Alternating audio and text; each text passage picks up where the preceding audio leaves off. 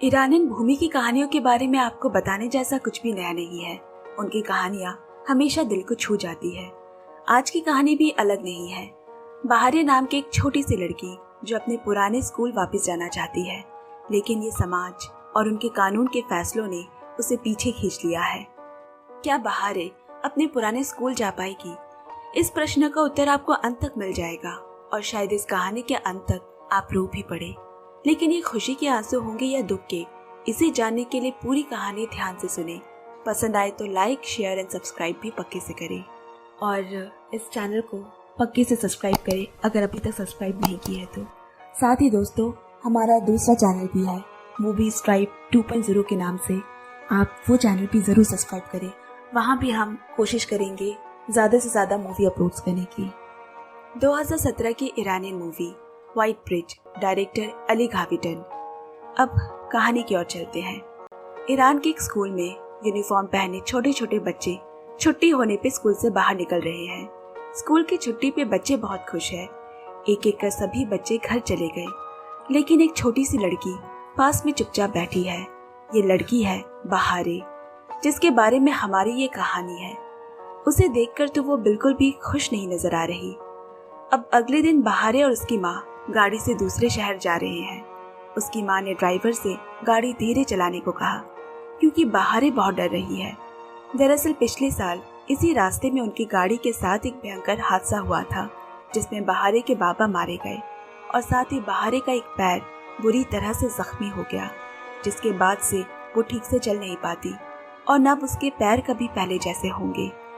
अब बहारे की माँ एक ऑफिस पहुंचती है, जहां बहारे को एक परीक्षा देनी है। बहारे किस परीक्षा के लिए आई है, थोड़ी देर में ही आपको समझाकर बताऊंगी। ऑफिस में बैठा आदमी बहारे की माँ से कहता है, बहुत देर हो गई है, अब कुछ नहीं हो सकता। बहारे की माँ उससे अपनी बेटी को परीक्षा दिलवाने के लिए बहुत विनती करने लगी।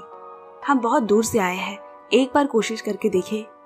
फिर उस आदमी ने अपने हेड को कॉल किया और ऊपर वाले की दया से परीक्षा लेने वाले मास्टर जी अभी भी अपने ऑफिस में है। अब बहारे उनके ऑफिस में खड़ी है। मास्टर जी ने उसे प्यार से बुलाया, लेकिन पता नहीं क्यों वो थोड़ा डर रही है। परीक्षा शुरू हुई। बहारे को 3 रंग दिखाए गए, लाल, पीला और नीला। रंगों के नाम 3 से 4 बार दोहराए गए और फिर कुछ रंगीन पेंसिलों के साथ उसे एक सफेद कागज दिया गया। उसे उस सफेद कागज पे वही 3 रंग दिखाने को कहा गया, लेकिन रंगीन पेंसिल देते वक्त वो जमीन पर गिर जाती है। जब मास्टर उसे उठाने गए तो उसने देखा कि बहारे ने डर से अपनी पैंट खराब कर ली है। इसके बाद बहारे और उसकी माँ शहर लौट आए हैं। बहारे पीछे साइकिल पर बैठी है और उसकी माँ साइकिल चला रही है। बहारे ने जो परीक्षा दिया था उसमें वो सफल नहीं हुई। वो किस चीज की परीक्षा थी? दरअसल उस दुर्घटना के बाद बहारे ठीक से चल फिर नहीं सकती और इसका असर उसके मानसिक रूप में भी पड़ा है। उसकी मानसिक स्थिति अच्छी नहीं है और इसीलिए स्कूल वाले उसे यहाँ पढ़ने की इजाजत नहीं दे रहे, क्योंकि स्कूल अधिकारियों को लगता है कि बहारे अब एक विशेष बच्चा है, यानी कि एक विकलांग बच्चा। इसीलिए अब वो सामान्य बच्चों के साथ इस स्कूल में तो नहीं पढ़ सकती, उसे विकलांगों के स्कूल में ही पढ़ना पड़ेगा। लेकिन बहारे ये मानने को एकदम तैयार नहीं है। वो अपने पुराने स्कूल में लौटना चाहती है। उसने जो परीक्षा दिया था वही उसका प्रमाण पत्र है, जिसमें अगर वो सफल हो जाती तो वो भी बाकी बच्चों की तरह एक सामान्य स्कूल में पढ़ पाती। यह ईरान का सरकारी कानून है कि अगर वो ये परीक्षा पास नहीं कर पाई तो उसे देश के किसी भी सामान्य स्कूल में दाखिला नहीं दिया जाएगा। अब बहारे की माँ बहारे को लेकर उसके पुराने स्कूल के प्रिंसिपल से मिलने गई। प्रिंसिपल ने माँ को घर लौट जाने को कहा। आप ये स्वीकार कर ले कि आपका बच्चा अन्य 5 बच्चों की तरह सामान्य नहीं है, तो उसके लिए अच्छा होगा कि उसे किसी विकलांग स्कूल में दाखिला करवा दे। ये सुनकर बहारे की माँ बहुत गुस्सा हो गई और बोली, मेरा बच्चा जन्मजात विकलांग नहीं है, आप लोग उसके साथ ऐसा क्यों कर रहे हैं? फिर प्रिंसिपल बोली, देखिए हम कुछ नहीं कर सकते, आपकी बेटी तो खुद इवैल्यूएशन टेस्ट में भी असफल रही, वही परीक्षा जो बहारे ने दी थी। बहारे की माँ उसका हाथ पकड़े उसे खींचकर बाहर ले जा रही है और बेचारी नन्ही बहारे मुड़ मुड़कर अपने दोस्तों को देख रही है। वो अपने दोस्तों के साथ फिर से खेलना चाहती है, अपने क्लास में बैठना चाहती है, स्कूल लौटना चाहती है, लेकिन कानून और नियम उसे इसकी इजाजत नहीं दे रहा। बहारे चुपचाप साइकिल के पीछे बैठी है। उसकी माँ विकलांग बच्चों के स्कूल देखने आई है कि स्कूल कैसा है। कोई दूसरा रास्ता न होने के कारण वो बहारे का दाखिला यहाँ करवा देती है। आज का दिन बहारे के लिए बहुत दुख भरा था। घर वापस आकर भी उसने कुछ नहीं खाया और चुपचाप जाकर सो गई। अगली सुबह बहारे को साइकिल पर बिठाकर उसकी माँ नई स्कूल की ओर चल पड़े। एक चौराहे पर वो बहारे को उतार कर बोली, यहाँ से तुम अब अपने स्कूल चले जाना और मैं काम पे जा रही हूँ। इतना कहकर माँ वहाँ से चली गई। बहारे लंगड़ाते हुए नई स्कूल के गेट तक तो आ गई, मगर वो अंदर नहीं गई और शहर की दूसरी तरफ चलने लगी। काफी दूर चलने के बाद वो फिर से अपने पुराने स्कूल के सामने आ पहुंची। स्कूल के गेट के बाहर खड़ी है और गेट के बाहर से वो अपने दोस्तों को झांक झांक कर देख रही है। वो सभी मस्ती कर रहे हैं, खेल रहे हैं। बहारे को भी वहां जाने का बहुत मन कर रहा है, लेकिन अब उसे स्कूल में अंदर जाने की अनुमति नहीं है, इसीलिए वो दूर से ही उन्हें निहार रही है। अब वहां से बहारे अपनी माँ के काम करने की जगह पर आई। उसकी माँ एक रोटी बनाने वाली दुकान पर काम करती है। माँ जब तक काम करती वो चुपचाप किनारे पे रखे कुर्सी पर बैठी रहती, पर आज उसकी माँ को काम करते हुए देरी हो जाएगी, इसीलिए उसने उसे किसी दूसरे के साथ घर भेज दिया। अगली सुबह वो फिर से बहारे को उसी चौराहे पर उतार देती है, लेकिन इस बार भी वो स्कूल के अंदर नहीं जाती और लंगड़ाते हुए फिर से अपने पुराने स्कूल के सामने आ पहुंची। आज भी बच्चे स्कूल में खेल रहे हैं और वो बाहर बैठकर उन्हें देख रही है। इधर स्कूल के प्रिंसिपल और दूसरे शिक्षक बहारे का गेट के बाहर बैठी हुई वीडियो सीसीटीवी कैमरे में देख रहे हैं। प्रिंसिपल ने उसकी माँ को फोन करके उसे यहाँ बुलाया। उसकी माँ दौड़कर पुराने स्कूल के पास आ पहुंची। बेचारी बहारे बैठे बैठे वहीं पे सो गई है। उसने बहारे को उठाकर अपने सीने से लगा लिया। अपनी बच्ची की ये असहायता, बेबसी देख उसकी आंखें भर आई। अब घर जाने के रास्ते में उन्हें एक ब्रिज मिलता है, जिसे व्हाइट ब्रिज कहा जाता है, जहाँ से वो हमेशा गुजरते हैं। उसका नाम व्हाइट ब्रिज कैसे पड़ा वो भी आप जानेंगे। उस ब्रिज से गुजरते हुए उन्हें स्कूल की प्रिंसिपल दिखी। बहारे की माँ ने कहा, आप इतनी स्वार्थी हो सकती है कि एक बच्ची को अपने स्कूल से निकाल दिया। अंत में मुझे उसे विकलांगों के स्कूल में दाखिला करवाना पड़ा। तुम्हारी बेटी के लिए यही अच्छा है, कहकर प्रिंसिपल ने अपनी गाड़ी आगे बढ़ाई ही थी कि पीछे से बहारी की माँ ने चिल्लाकर कहा, मैं एक दिन अपनी बेटी का दाखिला उसी स्कूल में करवा कर रहूंगी और उसके लिए मुझे जो करना पड़े मैं वो सब करूंगी। प्रिंसिपल ने भी ताना मारते हुए कहा, इस पुल के नीचे जो नदी है, अगर उस नदी में कभी वापस पानी आएगा तो उस दिन आपकी बेटी मेरे स्कूल में पढ़ेगी। और वहां से चली गई। असल में इस पुल के नीचे की नदी 20 साल पहले ही सूख गई थी और यहाँ दोबारा पानी आने की कोई संभावना नहीं है। पुल के नीचे जमीन पर सफेद पत्थर बिछे होने के कारण ये पूरी जमीन सफेद दिखती है। इसी वजह से इस ब्रिज का नाम व्हाइट ब्रिज है। इसके साथ उस छोटी बच्ची का कभी अपने पुराने स्कूल में लौटने की संभावना भी खत्म हो गई। लेकिन फिर भी बहारे ने अपने पुराने स्कूल जाना बंद नहीं किया। अब वो दूर से ही अपने दोस्तों से मिलती है। आज भी वो अपने दोस्तों से मिलने के बाद उसी ब्रिज के पास आकर नीचे सूखे पड़ चुके जमीन को देख रही है और फिर वहीं बैठ गई। तभी कुछ बच्चे वहां से गुजर रहे थे। वो बहारे को अच्छी तरह से जानते हैं। उसने पूछा, यहाँ तुम ऐसी क्यों बैठी हो? बहारे ने उन्हें बताया, मेरी टीचर ने कहा है कि इस ब्रिज के नीचे की नदी में कभी अगर पानी आया तो वो मुझे अपने पुराने स्कूल में फिर से दाखिला दिलवा देगी। उसकी बातें सुनकर वो सभी हंस पड़े, क्योंकि ये तो कभी नहीं होगा। वो बच्चे वहां से चले गए, लेकिन बहारे वहीं बैठी रहती है। इंतजार करते करते वो वहीं सो भी जाती। छोटी बच्ची अब इस उम्मीद में बैठी है कि इस पुल के नीचे वाली नदी में एक दिन पानी होगा और वो अपने स्कूल लौटेगी। वो लगातार रोज ही यहाँ आने लगी है। एक दिन उसकी माँ ने उसे वहां देख लिया। बहारे, तुम यहाँ क्या कर रही हो? वो बोली, माँ मैं देखने आई हूँ कि नदी में पानी आया या नहीं। माँ ने उसकी मनस्थिति को समझ लिया। वो उसे प्यार से दुलारती है। वो उसकी मन की आशा को खत्म नहीं करना चाहती। वो भी यहाँ इस इंतजार में खड़ी हो जाती है कि एक दिन यहाँ भी पानी आएगा, जो कभी भी संभव नहीं। ये झूठा फसाना तो चलता रहेगा। अब बहारे की माँ एक प्रोफेसर के पास आई। ये उसके पति के बहुत अच्छे दोस्त हैं। वो बहारे के दाखिला के लिए स्थानीय शिक्षा कार्यालय गए, लेकिन वो उसके दाखिला के मामले में अनिच्छुक होते हैं। तब प्रोफेसर ने कार्यालय के अधिकारियों से कहा कि यह सौभाग्य की बात है कि आइंस्टाइन का जन्म आपके युग में नहीं हुआ, क्योंकि वो भी बचपन में ऐसे ही तो थे। अगर वो आपके यहाँ पैदा होते तो आज दुनिया का विज्ञान 100 साल पिछड़ा होता। दूसरी ओर बहारे आज भी उस पुल पर इंतजार कर रही है। तभी एक बूढ़े आदमी को उसने ब्रिज पार करते हुए देखा। उसे देखते ही बहारे ने पूछा, इस नदी में पानी कब तक आएगा? उस आदमी ने बस उसकी ओर देखा और कुछ नहीं कहा।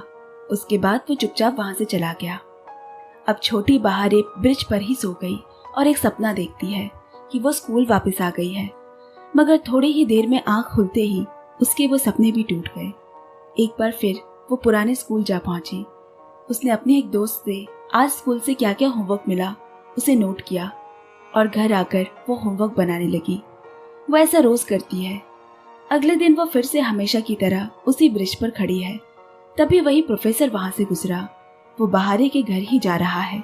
बहारे को वहां खड़ा देख प्रोफेसर उसके पास आया। वो उसे दोस्ती करने की कोशिश करता है, लेकिन बहारे एक मन से नीचे की ओर देख रही है। प्रोफेसर ने उसे नीचे एकटक देखने का जब कारण पूछा तो वो बोली, मैं नदी में पानी के वापस आने का इंतजार कर रही हूँ, क्योंकि तभी मैं अपने स्कूल लौट पाऊंगी। प्रोफेसर धीरे धीरे बहारे से दोस्ती कर ही लेता है। उसने प्रोफेसर को एक कविता भी सुनाई। छोटी सी बच्ची के उस गुण को देख प्रोफेसर बहुत प्रभावित हुआ। उसके बाद वो बहारे को अपनी गाड़ी में लेकर घर की तरफ रवाना हो गया। रास्ते में प्रोफेसर बहारे से अलग अलग तरह के कई प्रश्न पूछता है और बहारे उनके सारे सवालों के सही सही जवाब देती है। इससे हमें समझ आता है कि बहारे अपनी उम्र के अन्य बच्चों से बहुत ही ज्यादा मेधावी है, लेकिन उस हादसे के बाद से वो काफी डरी हुई है। वो मानसिक रूप से अभी भी अस्वस्थ है। अब प्रोफेसर बहारे को लेकर एक दूसरे स्कूल में आता है और वहाँ के प्रिंसिपल को बहारे के बारे में सारी बातें बताता है। लेकिन जब उन्हें बहारे के इवैल्यूएशन टेस्ट में फेल होने की बात पता चली तो उन्होंने भी उसे अपने स्कूल में दाखिला देने से इनकार कर दिया, क्योंकि ये कानून के खिलाफ है। प्रोफेसर के बहुत बार समझाने और अनुरोध पर भी कोई फायदा नहीं हुआ। अगले दिन बहारे फिर उसी ब्रिज पर इंतजार करने लगी और एक समय पर उसे नींद आ गई। वो फिर एक सपना देखती है कि बर्फ गिर रही है और रेगिस्तान जैसी जमीन चारों तरफ बर्फ से ढकी है। ये सपने जो वो बार बार देख रही है, ये उसके मन में चल रही विचारों और भावनाओं का प्रतिबिंब है कि अभी भी उसकी उम्मीद खत्म नहीं हुई है। उसका ये सपना ज्यादा लंबा नहीं होता। प्रोफेसर आकर उसे उठाते हैं। बहारे ने उन्हें भी अपने सपने के बारे में बताया। प्रोफेसर बोले, तुमने एक बहुत ही सुंदर सपना देखा है। इसका मतलब है कि तुम्हारा कोई सपना बहुत जल्दी पूरा होने वाला है, मगर इसके लिए तुम्हें भी थोड़ी मेहनत करनी पड़ेगी। तुम्हें एक बार दोबारा परीक्षा देनी होगी और टीचर जो भी पूछे उसका जवाब देना। बहारे ने कहा, मुझे टीचर जो भी सवाल पूछते हैं उन सबका जवाब आता है, पर मैं टीचर को देखकर डर जाती हूँ। इस पर बहारे प्रोफेसर से प्रॉमिस करती है कि वो सारे सवालों के सही सही जवाब देगी। अब बहारे अगले दिन स्कूल ड्रेस में अपने बाबा की कब्र के सामने खड़ी है और अपने लिए दुआ मांग रही है। वो अभी स्कूल नहीं जा पा रही है, तो अपना ज्यादातर समय वो बाबा की कब्र के सामने बैठकर बिताती है। अगले दिन वो फिर उसी ब्रिज पर लंगड़ाते हुए आई और अपनी उसी जगह पर बैठ गई जहाँ से वो नीचे देखती है। आज जब छोटी बहारे एक बार फिर मन में आशा लिए नीचे देखती है तो उसकी खुशी से चीख निकल गई। आज वो कोई सपना नहीं देख रही, दरअसल उस सूख चुकी नदी से पानी बह रहा है। उस बच्ची की खुशी से भरी चीख वाकई दिल को छू लेने वाली थी।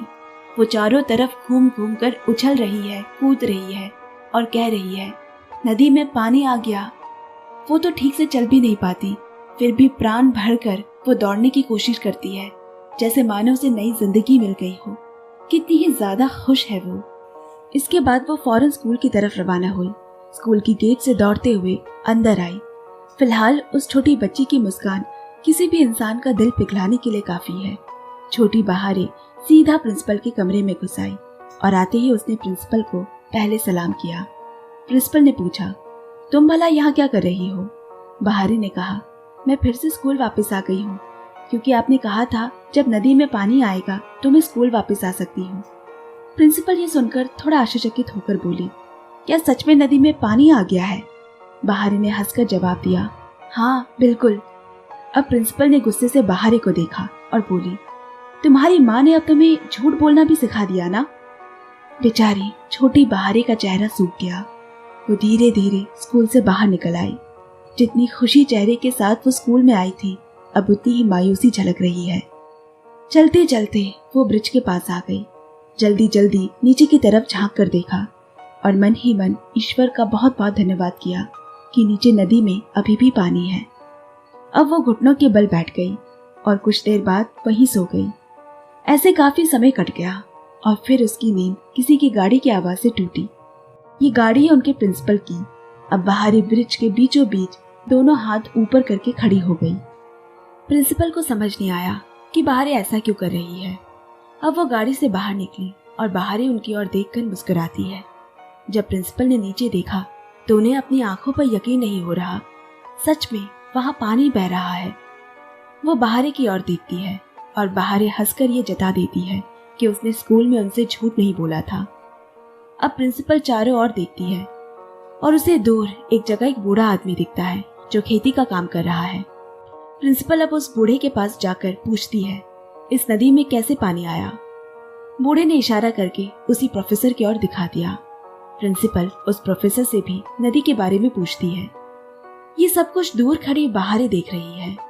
उसने दूर से देखा कि प्रिंसिपल और प्रोफेसर के बीच झगड़ा हो रहा है, लेकिन किस लिए हो रहा है ये समझ नहीं आया। पर हमें समझ आ जाता है कि नदी में पानी को लेकर ये झगड़ा हुआ है, क्योंकि पानी की व्यवस्था उसी प्रोफेसर ने किसी मदद से की थी, क्योंकि वो चाहता था उस बच्चे की मन की आशा पूरी हो सके, उसकी उम्मीदों को रोशनी मिल सके। प्रिंसिपल ने गुस्से में अपनी गाड़ी शुरू की और निकल गई, जबकि वहां पास में बहारे भी खड़ी थी, पर वो नहीं रुकी। फिर बहारे दोनों प्रोफेसर और बूढ़े आदमी को दूर से देखती है। अब तक उसे भी सब समझ आ चुका है। अब लगड़ाते हुए बहारे ब्रिज के बीच में आकर खड़ी हो गई। वहां बैठकर वो खूब रोने लगी। उसके आंसू नहीं रुक रहे। रोते रोते ऊपर वाले को पुकार रही है, क्योंकि अब उसकी सारी आशा खत्म हो चुकी है। ब्रिज पर चुपचाप सर नीचे किए वो बैठी हुई है कि तभी वही बच्चे ब्रिज से पार हो रहे हैं। बच्चे भी बहारे को समझाते हैं। उनके जाने के बाद बहारे पूरे ब्रिज पे दौड़ती है और चिल्लाकर जो जो सवाल उसे परीक्षा में पूछे गए थे उसका जवाब वो एक एक कर देती है। अगले दिन बहारे की माँ और बहारे गाड़ी से दूसरे शहर जा रहे हैं, दोबारा वही परीक्षा देने। और अब इसके बाद जो अगला दृश्य होगा वो आपके और मेरे चेहरे पर मुस्कान लाने के लिए काफी है। बहारे अपनी वही पुराने स्कूल में वापस लौट आई है। उस छोटी बच्ची की खुशी का ठिकाना नहीं है। उसके सभी दोस्त उसे घेर कर खड़े हैं। वो सब भी बहुत खुश है। और इसी के साथ ये कहानी यहाँ समाप्त हुई। मुझे नहीं पता कि आपको छोटी बच्ची की कहानी कैसी लगी, लेकिन बहुत से ऐसे लोग हैं जो बहारे की तरह विकलांगता के साथ पैदा नहीं हुए, लेकिन किसी एक हादसे से उनकी जीवन यूं बदल जाती है जिनकी उन्होंने कल्पना भी नहीं की होगी। तो हमारा यही कर्तव्य है कि हम सामान्य लोग उनके जीवन को और अधिक कठिन न बनाएं, क्योंकि यह हादसा आप या मेरे या किसी के साथ भी हो सकता है। अब विदाई लेती हूँ। नई कहानी सुनाने फिर आऊंगी। तब तक इस वीडियो को ढेर सारा प्यार देते रहिएगा। Bye bye, love you and take care.